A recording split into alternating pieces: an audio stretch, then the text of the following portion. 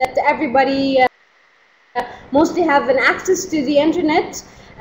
They say that around 20 to 30% of the Egyptian people are connected online, which is a very good percentage given to the poverty rate and the illiteracy. So the revolution, we have to understand that, of course, lots of components and elements have added together to make the revolution. Part of it was an online activism, but also another part of it, and bigger part, that there has been an offline activity of lots of activists who have been doing lots of meetings and with the Similar Minds group.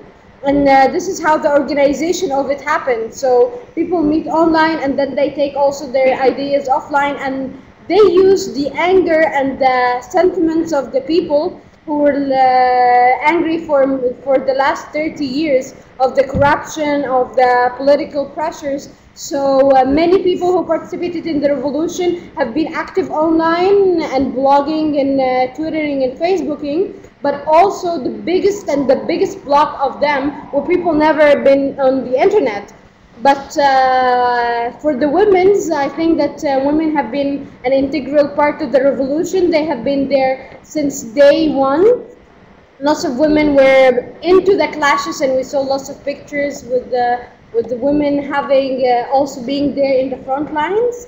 So I think that women also have a big role, but I think we were disappointed now after the revolution. Like lots of girls and women after the revolution saw that the rights will improve, there will be more attention, but the thing that it deteriorated.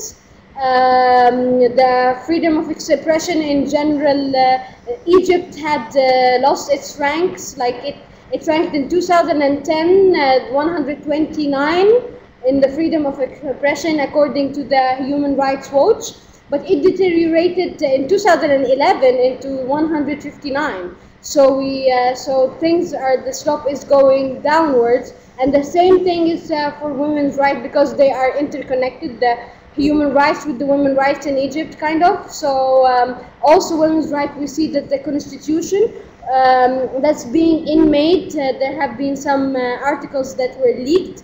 We see that women's position in them have been altered to the worst a little bit, and the parliament that was dissolved. Also, many laws were passed that's against women's rights when it comes to divorce and marriage and children custody, and reducing the age of marriage from 18 to 12. The law didn't pass, but they were discussing it, and the parliament got dissolved. That's why it didn't pass, but it maybe got the majority of votes. So I think that we have even a longer journey. Things were going a little bit backwards when it comes to women's rights, and I think we should keep a watchdog on what's going around.